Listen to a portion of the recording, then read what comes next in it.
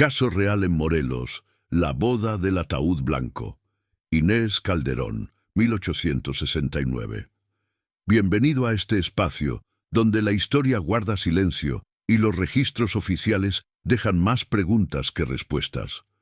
Antes de comenzar, te invito a escribir en los comentarios desde qué lugar nos estás escuchando y si este relato te encuentra de día o en plena noche. Nos interesa saber hasta dónde llegan estas historias y en qué momento del tiempo vuelven a cobrar vida. En este canal exploramos casos reales, desapariciones y misterios ocurridos en distintas ciudades de México, relatos que fueron ocultados, ignorados o simplemente olvidados con los años. Si te atraen las historias oscuras, basadas en hechos reales, y quieres seguir descubriendo estos archivos silenciados, suscríbete al canal y activa la campana para no perderte ninguno de nuestros relatos. Ahora sí, acompáñanos en esta historia. Caso real en Morelos, la boda del ataúd blanco. Inés Calderón, 1869. Capítulo 1. El caixón que esperaba. En el pueblo de Cuautla, estado de Morelos, en la tarde del 25 de octubre de 1869, una novia llamada Inés Calderón se casó con el hombre que amaba mientras un ataúd blanco, construido específicamente para ella apenas 2 semanas antes, esperaba en el sótano de la casa de su padre. El ataúd había sido encargado por don Sebastián Calderón, padre de Inés, quien había explicado a su familia que era necesario por superstición antigua que no podía ignorar. «Soñé con la muerte», había dicho con voz que temblaba de manera que sus hijos no podían determinar si era miedo genuino o algo más oscuro. «Soñé que Inés moría vestida de blanco, y en mi familia, cuando tenemos tales sueños, debemos prepararnos. Es única manera de evitar que el presagio se cumpla». Era explicación que había inquietado profundamente a Inés cuando se enteró. «¿Por qué construirías un ataúd para mí?». Había confrontado a su padre con mezcla de horror e indignación. «¿Especialmente ahora, justo antes de mi boda? ¿Qué clase de presagio terrible es ese?». «Es precisamente porque es antes de tu boda que debo hacerlo». Don Sebastián había respondido con tono que combinaba solemnidad con algo que Inés no podía identificar completamente. «El sueño fue específico. Te vi vestida de novia, vestida de blanco, y el ataúd debe ser blanco también para confundir al destino, para que cuando te vea en tu vestido de novia, piense que ya has cumplido el presagio y te deje en paz». Era lógica supersticiosa que no tenía sentido real, pero que sonaba lo suficientemente elaborada, lo suficientemente arraigada en tradiciones familiares antiguas, que era difícil de descartar completamente. Y así, el ataúd blanco había sido construido por el carpintero del pueblo, don Ramiro Esquivel, quien había encontrado el encargo extraño, pero que había cumplido porque don Sebastián pagaba bien. Lo que nadie en Cuautla sabía ese día de la boda, lo que Inés misma no sospechaba mientras se vestía con su traje de novia, era que el ataúd blanco no era superstición en absoluto. Era preparación práctica para asesinato que su propia familia había planeado meticulosamente. Asesinato que ejecutarían esa misma noche durante el banquete de bodas, envenenando a su propia hija para evitar que se casara con hombre que consideraban indigno de su familia. Esta es la historia de Inés Calderón, quien fue asesinada por las personas que profesaban amarla más en el mundo, cuya muerte fue planeada con tanta anticipación que un ataúd fue construido semanas antes, cuyo crimen fue disfrazado como cumplimiento de presagio supersticioso, cuando en realidad era homicidio premeditado de la forma más cruel.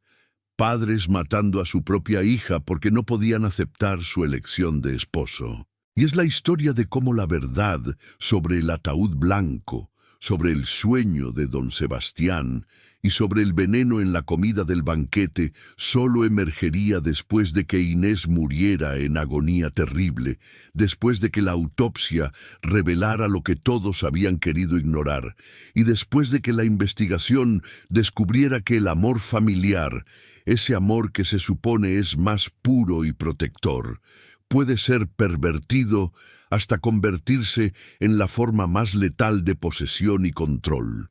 Para comprender esta historia completa, debemos comenzar no con la boda, sino con la región donde ocurrió, con la familia que cometería este crimen inconcebible, y con el hombre cuya presencia en la vida de Inés era tan intolerable para su familia que preferirían verla muerta que casada con él. Capítulo 2. Morelos en los años posteriores al imperio. El año de 1869 encontró al estado de Morelos apenas 2 años después del fin del imperio de Maximiliano y la restauración de la República bajo Benito Juárez. Era periodo de transición tumultuosa. Las cicatrices de la guerra reciente todavía eran visibles. La economía estaba en proceso de recuperación, y las divisiones políticas entre liberales y conservadores permanecían profundas y a menudo violentas. Cuautla, la ciudad donde ocurriría el asesinato de Inés, era uno de los centros urbanos más importantes de Morelos. Ubicada en valle fértil con clima cálido casi todo el año, Cuautla había sido sitio de batalla famosa durante la Guerra de Independencia en 1812, cuando José María Morelos había defendido la ciudad contra las fuerzas realistas durante 72 días antes de finalmente romper el sitio. Para 1869, Cuautla era ciudad de aproximadamente 10.000 habitantes, con economía basada en la agricultura, particularmente el cultivo de caña de azúcar y arroz. Los campos de caña se extendían por kilómetros alrededor de la ciudad, trabajados por peones que vivían en condiciones cercanas a la esclavitud bajo el sistema de haciendas que dominaba la región. La sociedad de Cuautla era rígidamente estratificada. En la cúspide estaban los hacendados, familias que poseían las tierras vastas y las haciendas azucareras, algunas con linajes que se remontaban al período colonial. Debajo de ellos había comerciantes, profesionales y pequeños propietarios de tierra como la familia Calderón. Y en la base estaban los peones agrícolas, la mayoría indígenas nahuas o mestizos, quien trabajaban las tierras sin poseerlas. Las divisiones políticas en Morelos en 1869 eran particularmente intensas. La región había sido predominantemente conservadora durante las guerras recientes, apoyando el imperio de Maximiliano. Muchas familias de élite habían colaborado con el régimen imperial, viendo en él protección contra las reformas liberales que amenazaban el orden social tradicional y los privilegios de la Iglesia Católica. Con la caída del imperio y el triunfo de Juárez, estas familias conservadoras se encontraban en posición precaria. Algunas habían sido castigadas con confiscación de propiedades. Otras habían logrado retener sus posiciones mediante negociación cuidadosa o sobornos apropiados. Pero todas vivían con conocimiento de que su lealtad anterior las marcaba como potencialmente sospechosas en el nuevo orden republicano. Era en este contexto de tensión política y social que la familia Calderón existía. Don Sebastián Calderón había sido partidario vocal del imperio. Había servido en administración local bajo Maximiliano, y cuando el imperio cayó, había enfrentado investigaciones sobre su papel, solo evitando castigo severo mediante conexiones políticas y pagos estratégicos. La familia Calderón estaba obsesionada con respetabilidad, con mantener o recuperar su posición social a pesar de su colaboración con el régimen derrotado. Y era esta obsesión que haría que el matrimonio de Inés con hombre que consideraban socialmente inferior fuera intolerable, tan intolerable que preferirían asesinarla que permitir que dañara el honor familiar con matrimonio inapropiado. Capítulo 3. Inés Calderón y su amor prohibido. Inés Calderón había nacido en el año de 1848 en Cuautla. Era la hija mayor de don Sebastián Calderón y doña Fernanda, con dos hermanos menores, Aurelio y Cristina, quienes tenían 18 y 16 años, respectivamente, en 1869. A sus 21 años, Inés era joven de belleza notable pero reservada, piel morena clara que reflejaba su herencia mestiza, ojos oscuros que mostraban inteligencia aguda, cabello negro y abundante que llevaba típicamente recogido en trenza elaborada. Pero lo que más definía a Inés no era su apariencia, sino su carácter. Tenía determinación tranquila que se manifestaba no en desafío dramático, sino en resistencia persistente cuando creía que algo era correcto. Inés había conocido a Miguel Vargas en la primavera de 1868, durante festival religioso en Cuautla. Miguel era maestro de escuela primaria, hijo de comerciante modesto que había muerto, dejando a su familia en circunstancias financieras limitadas. A sus 26 años, Miguel era hombre educado, con principios liberales fuertes, quien creía en educación para todos, en igualdad social y en desmantelamiento del sistema de haciendas que mantenía a la mayoría en pobreza. El amor entre Inés y Miguel había sido genuino desde el principio. Se habían encontrado discutiendo sobre el libro que ambos habían leído. Habían descubierto que compartían valores similares sobre justicia y progreso social, y habían desarrollado conexión que iba más allá de atracción superficial hacia respeto mutuo profundo. Pero para la familia Calderón, Miguel Vargas era pesadilla, un liberal en familia conservadora, un hombre de medios modestos cuando buscaban yerno de familia rica, un maestro de escuela cuando preferirían abogado o hacendado. Y peor aún, Miguel era mestizo con herencia indígena visible, en familia que se enorgullecía de su sangre española, aunque esa pureza fuera más mítica que real. «No puedes casarte con ese hombre», don Sebastián le había dicho a Inés cuando se enteró del cortejo en verano de 1868. «Es inferior a ti en todo sentido, socialmente, financieramente, políticamente. Arruinaría nuestra reputación, haría imposible que tus hermanos hicieran buenos matrimonios». «Pero lo amo». Inés había respondido con simplicidad que era más poderosa que cualquier argumento elaborado. «Y él me ama, y es hombre bueno con profesión honesta. ¿No es eso suficiente?» «No». Don Sebastián había rugido con furia que sorprendió a Inés por su intensidad. «El amor no es suficiente. La posición social importa, el linaje importa. Y no permitiré que mi hija se case con maestro de escuela mestizo, que probablemente es simpatizante juarista». Esa última acusación había sido la más reveladora, porque lo que realmente molestaba a don Sebastián sobre Miguel no era solo su posición social o sus finanzas, era su política.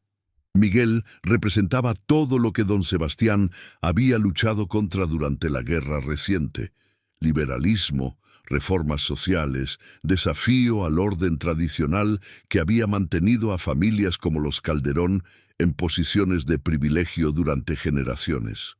Pero Inés, quien había heredado la terquedad de su padre, aunque la aplicaba a principios completamente diferentes, se había negado a ceder. Durante más de un año había continuado viendo a Miguel en secreto, encontrándose con él en casa de amigos, escribiendo cartas que intercambiaban cuidadosamente, planeando vida juntos a pesar de la oposición familiar. Y cuando finalmente había quedado claro que Inés no renunciaría a Miguel, cuando había anunciado que se casaría con él, con o sin bendición familiar, don Sebastián había enfrentado crisis. Podía permitir el matrimonio y aceptar el deshonor que traería, o podía encontrar manera de detenerlo permanentemente. Y fue entonces, en septiembre de 1869, que don Sebastián había comenzado a hablar sobre sus sueños, sobre la muerte de Inés, sobre presagios que necesitaban ser contrarrestados con rituales supersticiosos elaborados, sobre la necesidad de construir ataúd blanco para confundir al destino. Fue entonces que comenzó a planear el asesinato de su propia hija. Capítulo 4. La familia conspiradora. La decisión de don Sebastián de asesinar a Inés no fue tomada sola o impulsivamente.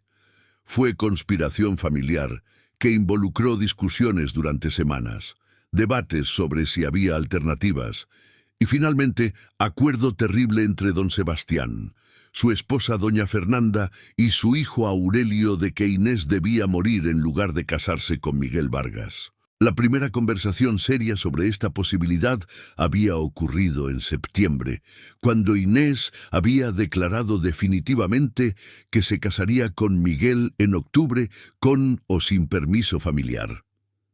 Don Sebastián había convocado reunión familiar privada, excluyendo a Inés para discutir la crisis. No hay manera de disuadirla. Don Sebastián había dicho con tono de derrota que era también reconocimiento de que había llegado el momento de considerar opciones extremas. He intentado todo: amenazas, súplicas, ofertas de encontrarle pretendiente más apropiado, pero está decidida. Entonces, ¿qué propones? Doña Fernanda había preguntado con voz que sugería que ya sabía la respuesta que su esposo estaba considerando. Propongo que nos aseguremos de que el matrimonio nunca ocurra. Don Sebastián había respondido cuidadosamente, usando lenguaje indirecto que permitía negación si alguien lo cuestionaba, pero que comunicaba claramente lo que tenía en mente. Aurelio, el hijo de 18 años, que había absorbido completamente los valores conservadores de su padre, había comprendido inmediatamente. ¿Estás sugiriendo que la detengamos permanentemente? Estoy sugiriendo que nos enfrentamos a elección, don Sebastián había respondido.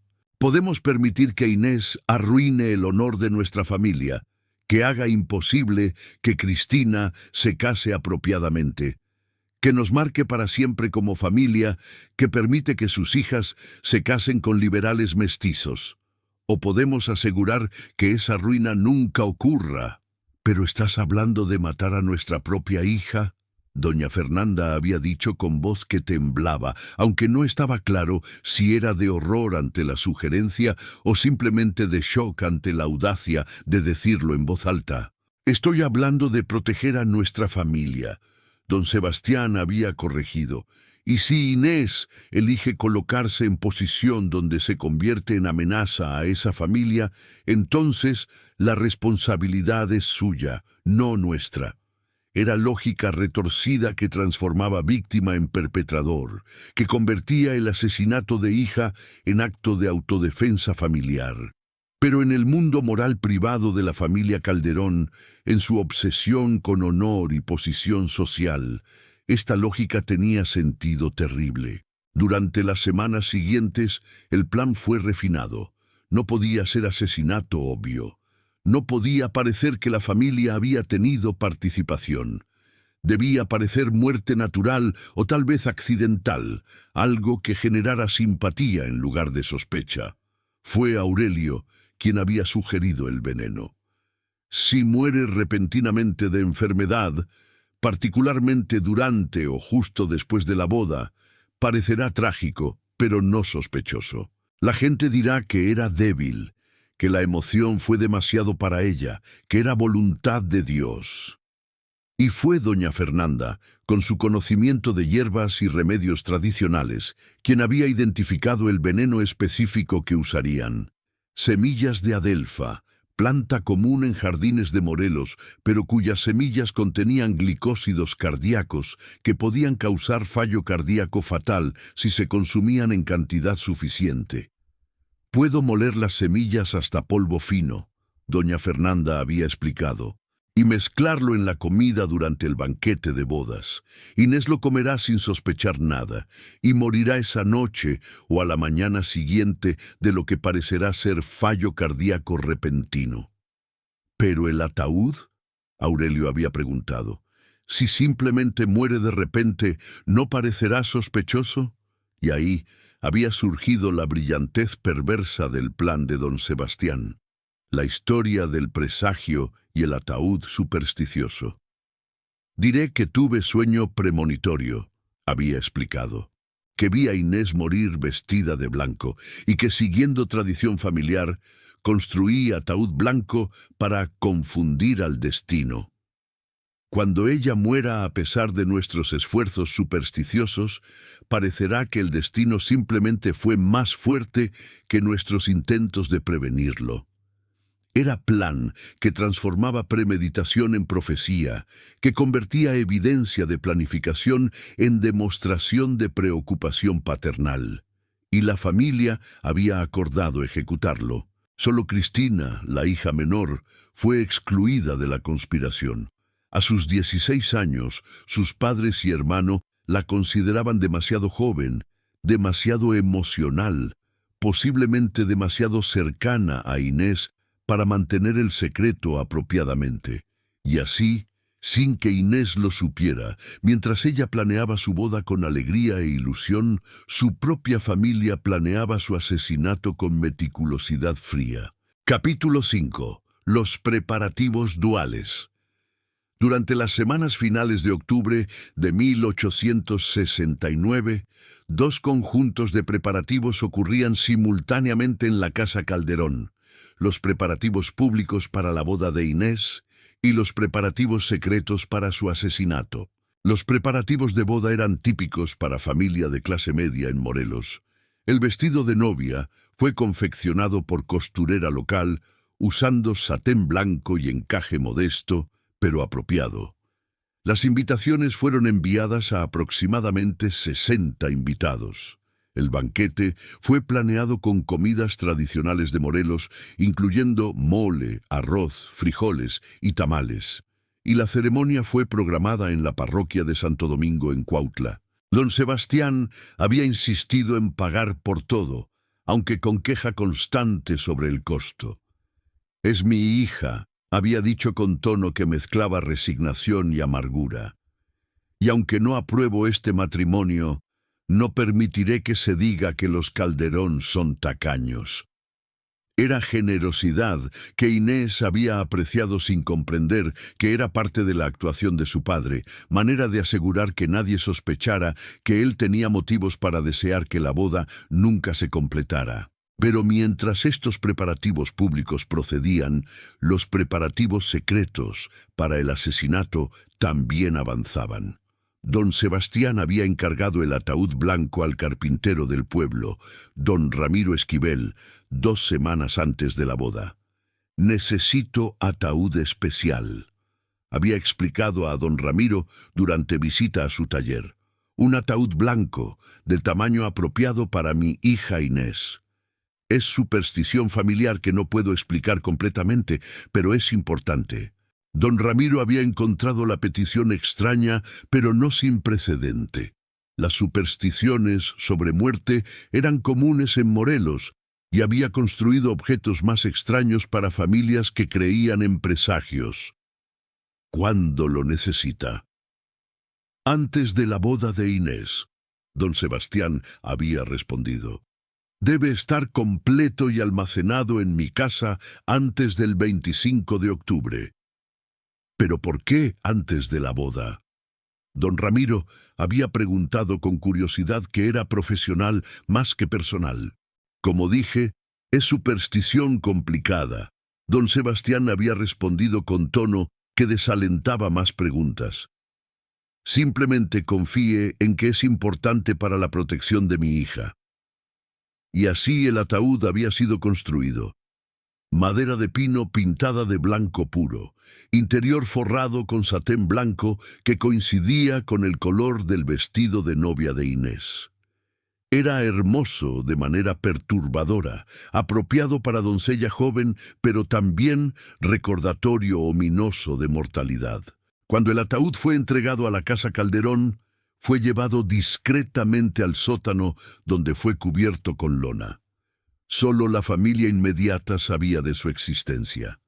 Y cuando Inés se enteró, y confrontó a su padre, él había proporcionado su explicación sobre el sueño premonitorio que la había inquietado, pero que no podía rechazar completamente, dado su propio conocimiento de las supersticiones arraigadas en la cultura mexicana. Mientras tanto, doña Fernanda había estado preparando el veneno. Las semillas de adelfa fueron recolectadas del jardín de la familia, secadas cuidadosamente y luego molidas hasta polvo fino usando mortero de piedra. El proceso tomó días, porque las semillas eran pequeñas y duras y el polvo necesitaba ser extremadamente fino para mezclarse imperceptiblemente en la comida. ¿Cuánto necesitarás usar? Aurelio había preguntado mientras observaba a su madre trabajar. Suficiente para asegurar que funcione. Doña Fernanda había respondido con voz que no mostraba emoción, pero no tanto que cause síntomas inmediatos durante el banquete.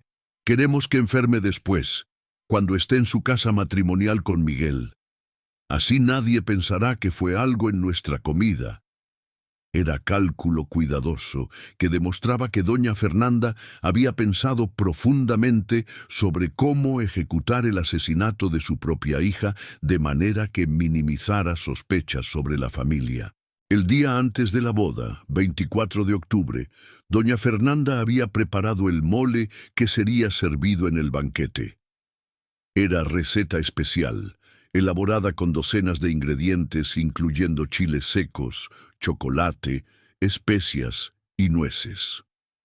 Y en el mole destinado específicamente para el plato de Inés, doña Fernanda había mezclado cuidadosamente el polvo de semillas de adelfa. La cantidad era precisamente calculada, suficiente para ser letal, pero no tan inmediatamente que Inés mostraría síntomas durante el banquete mismo. Los glicósidos cardíacos de la adelfa típicamente tomaban varias horas para producir efectos completos.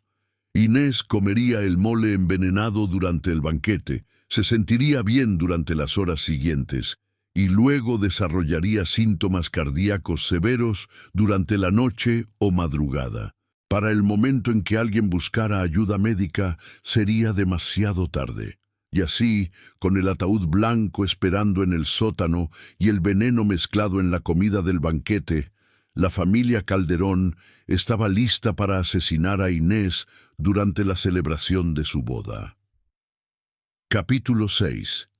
El día del matrimonio y la muerte. La mañana del 25 de octubre de 1869 amaneció clara y hermosa, con el cielo azul profundo que era típico del otoño en Morelos. Inés despertó con mezcla de nerviosismo y alegría, sin saber que este sería el último día completo de su vida. Las horas de la mañana fueron dedicadas a preparación, baño ritual, arreglo elaborado del cabello, aplicación cuidadosa de maquillaje modesto y finalmente el proceso de vestirse con el traje de novia. Cristina, quien ayudaba a su hermana mayor sin saber que sus padres y hermano habían planeado asesinarla esa noche, notó que Inés parecía inusualmente pensativa. ¿Estás nerviosa?, Cristina había preguntado. Un poco, Inés había admitido, pero principalmente estoy feliz. Finalmente me caso con Miguel a pesar de toda la oposición de papá. Se siente como victoria. Eran palabras que serían desgarradoras en retrospectiva, demostración de cuán completamente Inés había sido engañada sobre las intenciones de su familia. La ceremonia en la parroquia de Santo Domingo comenzó a las 3 de la tarde. Aproximadamente 60 invitados asistieron, mezcla de familia extendida Calderón, amigos de Inés, colegas maestros de Miguel y algunos vecinos. La atmósfera era extraña.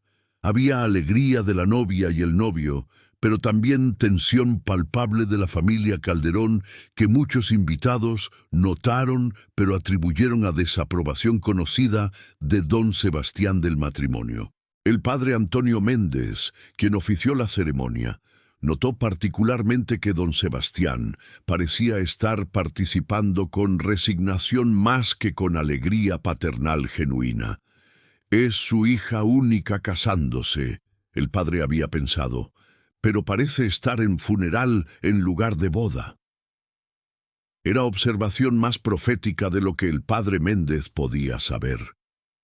Los votos fueron intercambiados sin incidente. Inés y Miguel fueron declarados esposo y esposa. Y la procesión se movió de la iglesia a la casa Calderón, donde el banquete de bodas sería servido. El banquete comenzó aproximadamente a las 5 de la tarde. Las mesas fueron establecidas en el patio de la casa, decoradas con flores y velas. La comida fue servida en oleadas, primero las entradas de quesadillas y guacamole, luego el plato principal de mole con pollo, arroz y frijoles, y finalmente postres de dulces tradicionales y pastel de boda. Fue durante el plato principal que doña Fernanda personalmente sirvió a Inés su porción de mole, el plato que había preparado específicamente con el veneno de adelfa mezclado cuidadosamente. «Para mi hija en su día especial», había dicho con sonrisa que no alcanzaba sus ojos.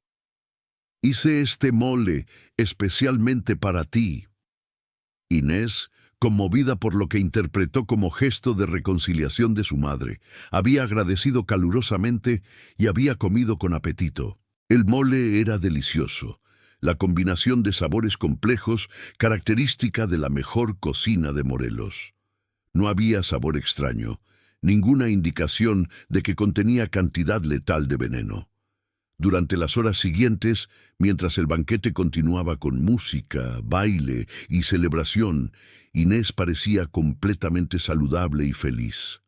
Bailó con Miguel, conversó con invitados, rió y disfrutó lo que creía era inicio de su nueva vida con el hombre que amaba. Don Sebastián, doña Fernanda y Aurelio observaban todo con expresiones que aquellos que los conocían bien podrían haber interpretado como tensión, esperando que algo sucediera. Pero en contexto de banquete de bodas, su comportamiento extraño fue atribuido a su desaprobación conocida del matrimonio. Aproximadamente a las 9 de la noche, Inés y Miguel se prepararon para partir hacia la casa pequeña que Miguel había alquilado para ellos. Era modesta, comparada con la casa Calderón, pero era suya, símbolo de su independencia y su vida juntos. Los invitados se reunieron para despedirse de los recién casados con tradiciones típicas. Arroz fue lanzado, bendiciones fueron pronunciadas, y hubo lágrimas tanto de alegría como, en el caso de Cristina, quien no sabía lo que sus padres habían hecho, de tristeza de ver a su hermana partir. Don Sebastián había abrazado a Inés brevemente, un abrazo que ella había interpretado como aceptación finalmente concedida, pero que en realidad era despedida de hombre que sabía que había asesinado a su propia hija y que nunca la vería viva de nuevo. «Adiós, hija», había dicho con voz que temblaba genuinamente. Porque aunque don Sebastián había planeado este asesinato, aunque estaba completado con su ejecución, no era completamente monstruo. Alguna parte de él, enterrada bajo capas de orgullo y obsesión, con honor familiar, comprendía la enormidad de lo que había hecho. E Inés, tomando la mano de Miguel, había partido hacia su casa nueva y su noche de bodas, sin saber que el veneno en su estómago ya estaba comenzando su trabajo mortal. Capítulo 7. La agonía de la noche de bodas. Inés y Miguel llegaron a su casa nueva aproximadamente a las 10 de la noche. Era estructura simple, de 2 habitaciones, que Miguel había preparado cuidadosamente, decorando modestamente, pero con amor, creando espacio que sería hogar para ellos. Durante la primera hora, todo parecía perfecto. Inés y Miguel conversaron sobre el día, sobre su felicidad, sobre los planes para su futuro juntos. Y fue aproximadamente a las 11 de la noche que Inés comenzó a sentir los primeros síntomas del envenenamiento por adelfa. «Me siento extraña», había dicho a Miguel, tocando su pecho. «Mi corazón late de manera irregular y me siento mareada». Probablemente es solo nervios. Miguel había respondido con preocupación, pero sin alarma todavía. Has tenido día muy emocional. Pero durante la hora siguiente, los síntomas se intensificaron dramáticamente. El corazón de Inés comenzó a latir erráticamente, alternando entre taquicardia extrema, donde podía sentir su pulso golpeando violentamente en su pecho, y momentos de bradicardia, donde su corazón parecía casi detenerse. Desarrolló náusea severa y comenzó a vomitar repetidamente, y experimentó dolor abdominal intenso que la hacía doblarse. Algo está muy mal. Inés había gemido entre episodios de vómito. Miguel, creo que estoy muriendo. Miguel, ahora genuinamente aterrorizado, había corrido a buscar al doctor Tomás Rivera, médico que vivía a 3 cuadras de distancia. Pero era medianoche de domingo y le tomó casi media hora localizar al doctor y traerlo de vuelta a la casa. Para el momento en que el doctor Rivera llegó, aproximadamente a la 1 de la madrugada del 26 de octubre, Inés estaba en estado crítico. Su piel estaba pálida y fría. Su respiración era superficial y laboriosa. Y su pulso era tan irregular que el doctor tenía dificultad determinando su frecuencia. ¿Qué comió hoy? El doctor Rivera había preguntado a Miguel mientras examinaba a Inés. La comida del banquete de bodas en la casa de su familia. Miguel había respondido. Mole, arroz, frijoles, las comidas típicas, nada que parezca inusual. ¿Alguien más enfermó del banquete?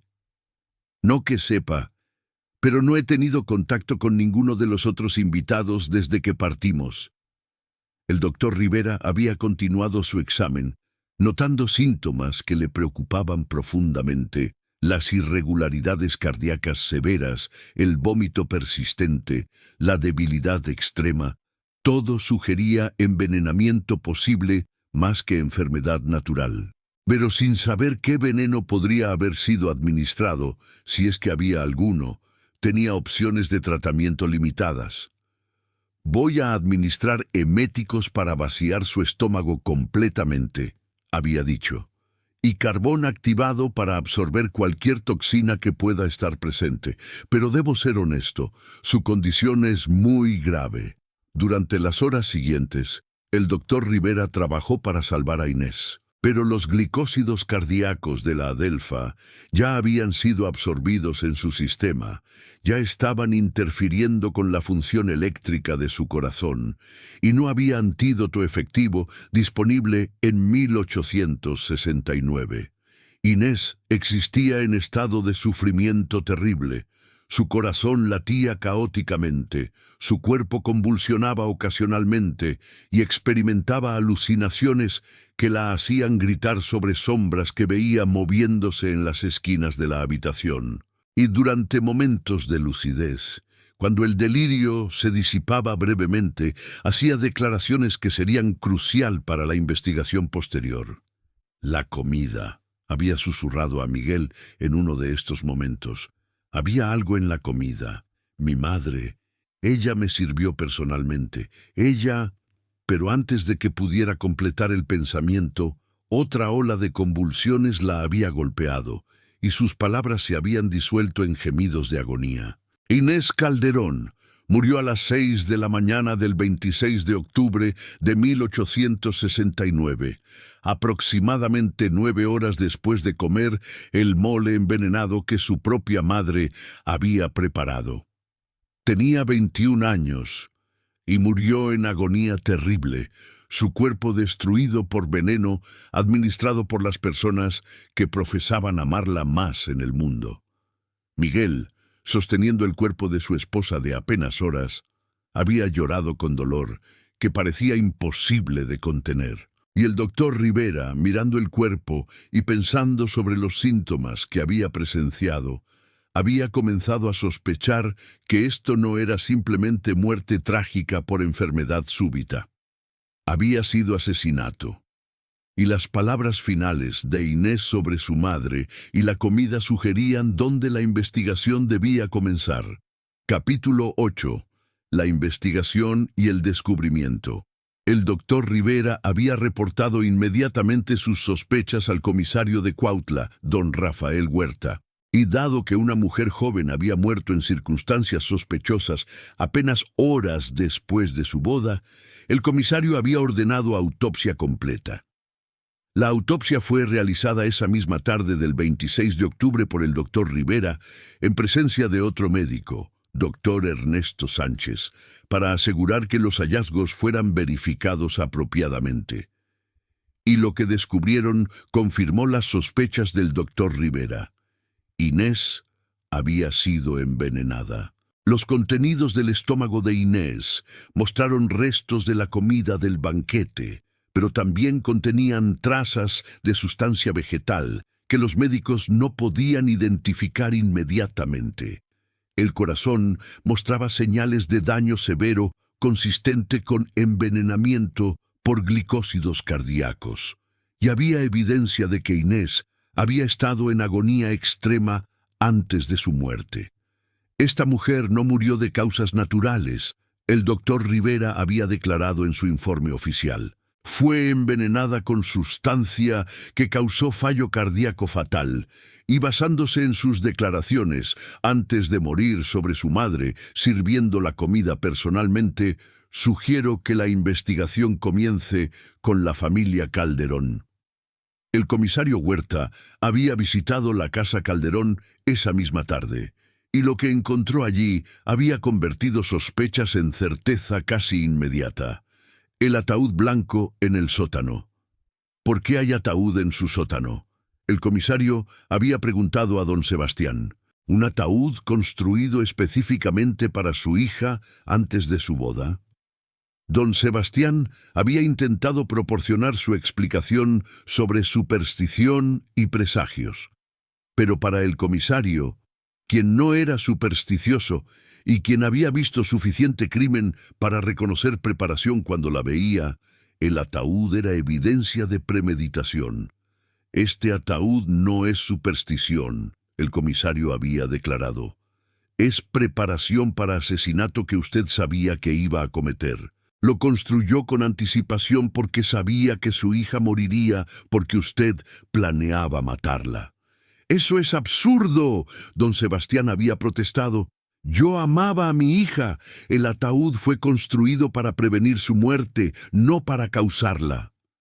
Pero la protesta sonaba hueca incluso a sus propios oídos. Y cuando el comisario había ordenado que la cocina de la casa Calderón fuera registrada, cuando encontraron el mortero que doña Fernanda había usado para moler las semillas de adelfa, con residuo todavía visible, cuando encontraron semillas de adelfa adicionales, guardadas en frasco en la despensa, la evidencia se volvió abrumadora.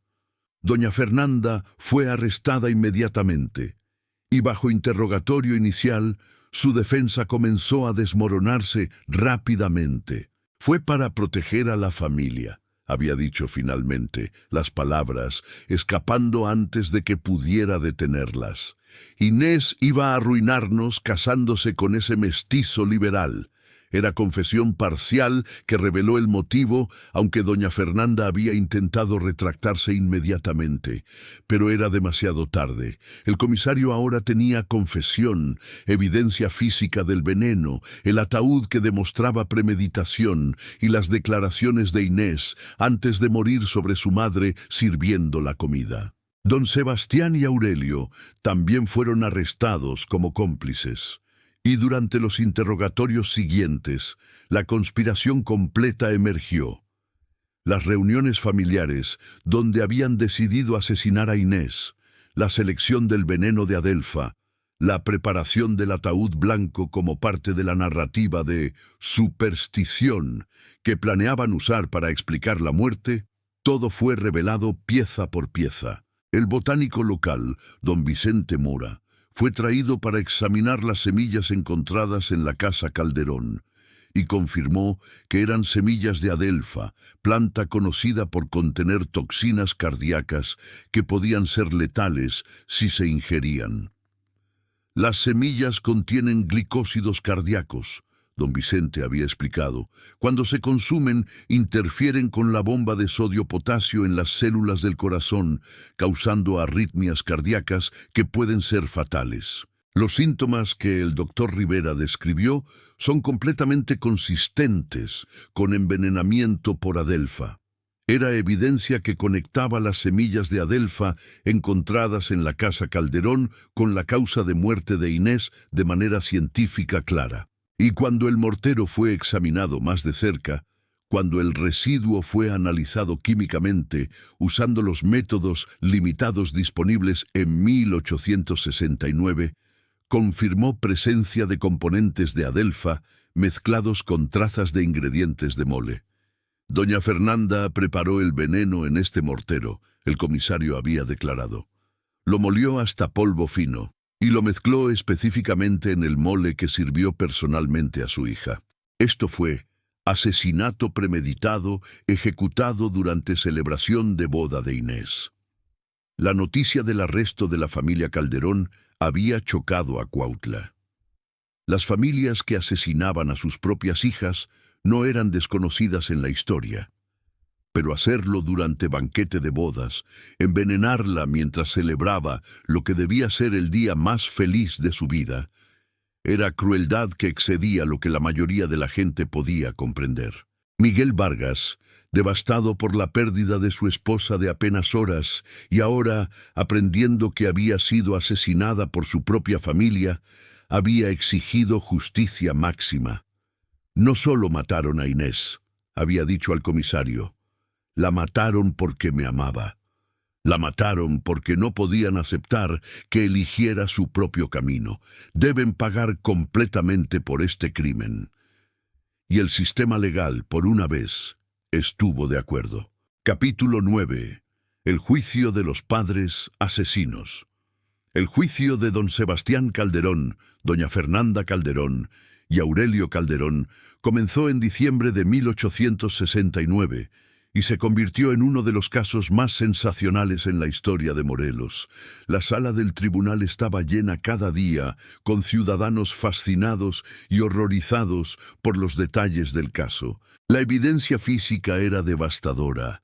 El ataúd blanco que demostraba premeditación, el mortero con residuo de adelfa, las semillas adicionales encontradas en la despensa, el testimonio botánico sobre las propiedades tóxicas de la adelfa y el informe de autopsia que establecía envenenamiento como causa de muerte. El testimonio más poderoso vino del doctor Rivera, quien describió los síntomas finales de Inés y sus declaraciones sobre su madre y la comida.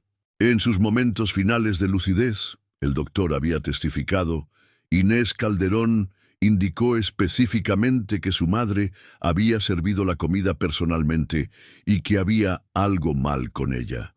Estas fueron las palabras de mujer moribunda, identificando a su asesina. Miguel también testificó, describiendo la agonía de su esposa durante sus horas finales. Inés sufrió terriblemente. Había dicho con voz que se quebraba de emoción.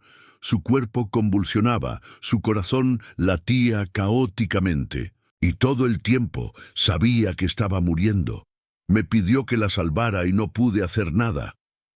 Era testimonio que había dejado a muchos en el tribunal en lágrimas. La defensa intentó argumentar que la muerte de Inés había sido accidental, que tal vez las semillas de adelfa habían contaminado la comida sin intención.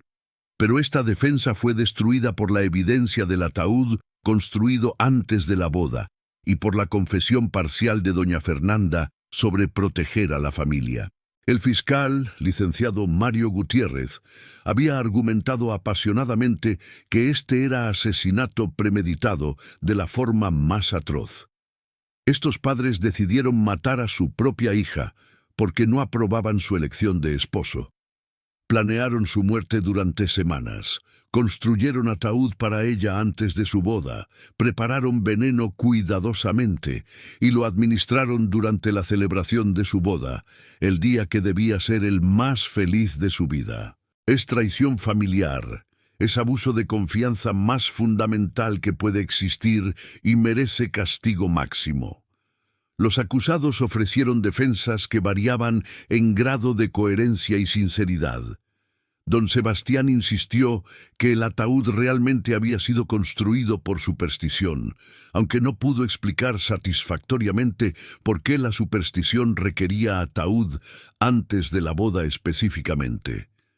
Doña Fernanda intentó retractarse de su confesión parcial, afirmando que había sido coaccionada, y Aurelio afirmó que había sabido del plan, pero no había participado activamente, argumento que fue rechazado dado su participación en las reuniones de planificación.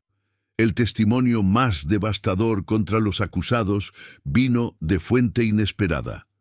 Cristina Calderón, la hija menor que había sido excluida de la conspiración. Cuando fue llamada a testificar, había proporcionado detalles que no había comprendido como significativos en el momento, pero que ahora pintaban imagen clara de premeditación. Mi padre habló sobre el ataúd durante semanas antes de la boda. Cristina había testificado. Decía que era necesario, que era única manera de manejar la situación. Y escuché conversaciones entre mis padres y Aurelio que se detenían abruptamente cuando yo entraba en la habitación. Sabía que estaban planeando algo, pero nunca imaginé que fuera esto. Era testimonio que demostraba que la conspiración había sido discutida extensamente dentro de la familia. No era acto impulsivo, sino plan cuidadosamente desarrollado durante período prolongado. El veredicto llegó después de 2 días de deliberación. Los 3 acusados fueron declarados culpables de homicidio premeditado con circunstancias agravantes de traición familiar extrema. Las sentencias fueron severas. Don Sebastián y doña Fernanda fueron sentenciados a muerte por fusilamiento. Aurelio, debido a su edad más joven y papel menos central en la ejecución real del envenenamiento, fue sentenciado a 25 años de prisión. Don Sebastián y doña Fernanda fueron ejecutados en Cuautla el 15 de febrero de 1870, menos de 4 meses después del asesinato de Inés. Miles asistieron para presenciar la justicia para el crimen que había chocado a toda la región. Las últimas palabras de don Sebastián fueron: «Protegí el honor de mi familia». Eso es lo que un padre debe hacer. Si el precio es mi vida, lo acepto. Eran palabras que demostraban que incluso enfrentando la muerte, no comprendía la enormidad de su crimen. Seguía creyendo que el honor familiar era más importante que la vida de su propia hija. Las últimas palabras de doña Fernanda fueron más simples: «Que Dios me perdone por lo que hice a mi hija. Yo no puedo perdonarme». Eran palabras que sugerían que al menos ella había llegado a comprender la monstruosidad de su acto, aunque esa comprensión llegó demasiado tarde para Inés. Epílogo. El legado del ataúd blanco. El ataúd blanco, la pieza de evidencia que había sido más visible en el caso, fue eventualmente donado al Museo Local de Cuautla, donde permanece hasta hoy como recordatorio sombrío del caso. Una placa junto a él lee: «Ataúd blanco de Inés Calderón, 1869». Construido por padre antes de la boda de su hija, no por superstición, sino como preparación para su asesinato. Que nos recuerde que el honor familiar pervertido puede ser más mortífero que cualquier odio externo. La historia de Inés llevó a cambios en cómo los casos de honor familiar eran vistos legalmente en Morelos. Estableció precedente de que padres no tenían derecho absoluto sobre las vidas de sus hijos adultos, que asesinato motivado por desaprobación de elecciones matrimoniales no era de alguna manera menos criminal que otros homicidios. Miguel Vargas nunca se volvió a casar, vivió otros 43 años, muriendo en 1913, trabajando como maestro y manteniendo la memoria de Inés viva. Estableció escuela en Cuautla, que nombró Escuela Inés Calderón, dedicada a educar niñas particularmente, creyendo que la educación era protección contra el tipo de control familiar que había matado a su esposa, Cristina Calderón, traumatizada por el descubrimiento de que sus propios padres y hermano habían asesinado a su hermana, se mudó de Cuautla y cambió su apellido. Vivió vida tranquila, nunca casándose, nunca teniendo hijos, como si la traición familiar que había presenciado la hubiera hecho desconfiar permanentemente de los lazos familiares. Aurelio cumplió 18 años de su sentencia antes de ser liberado en 1888. Vivió otros 30 años, pero fue shunned socialmente en Morelos. Murió en Ciudad de México en 1918, solo y amargado. La tumba de Inés en el cementerio de Cuautla lleva inscripción elegida por Miguel: Inés Calderón de Vargas, 1848-1869, asesinada por aquellos que debían protegerla porque amó demasiado libremente. Que su muerte nos enseñe que ningún honor vale la vida de un hijo. El caso también llevó a reflexión más amplia en la sociedad mexicana sobre los límites de la autoridad parental. Durante el porfiriato que seguiría, aunque los derechos de las mujeres permanecieron limitados, hubo reconocimiento creciente de que los padres no podían simplemente asesinar a sus hijos adultos porque desaprobaban sus elecciones. Descansa en paz, Inés Calderón. Amaste a hombre que tu familia consideraba indigno. Te resististe a sus presiones para abandonarlo, y fuiste asesinada por tu propia madre, con complicidad de tu padre y hermano, durante la celebración de tu boda. El ataúd blanco que tu padre construyó por superstición no era superstición en absoluto, sino preparación cínica para tu asesinato. Tu muerte no fue en vano. Llevó a reconocimiento legal de que el honor familiar no justifica homicidio, que los padres no son dueños absolutos de sus hijos. Y tu historia resuena hoy como advertencia, que el amor familiar puede ser pervertido en forma más mortífera de control, que aquellos que profesan protegernos pueden ser nuestros mayores peligros, y que debemos valorar la autonomía individual sobre conformidad familiar. Si esta historia te ha conmovido, si te ha hecho reflexionar sobre los límites de la autoridad familiar, sobre cómo el honor puede ser pervertido en justificación para crímenes atroces, y sobre la importancia de valorar las elecciones individuales sobre expectativas familiares, te invito a que dejes un me gusta y te suscribas al canal. Activa las notificaciones. Y te pregunto, ¿cuántas personas hoy enfrentan presiones familiares extremas por sus elecciones de pareja? ¿Cómo creamos sociedades donde la autonomía individual es valorada sin destruir completamente los lazos familiares? ¿Y qué nos dice esta historia sobre el peligro de obsesiones con honor y reputación que valoran apariencias sobre vidas humanas? Comparte tus pensamientos. Gracias por escuchar la historia de la boda del ataúd blanco, la mujer asesinada por su propia familia durante su banquete de bodas porque no podían aceptar su elección de esposo. Que su memoria nos enseñe a respetar la autonomía, a cuestionar tradiciones que oprimen y a reconocer que el verdadero honor familiar viene de amar y proteger, no de controlar y destruir. Hasta el próximo caso.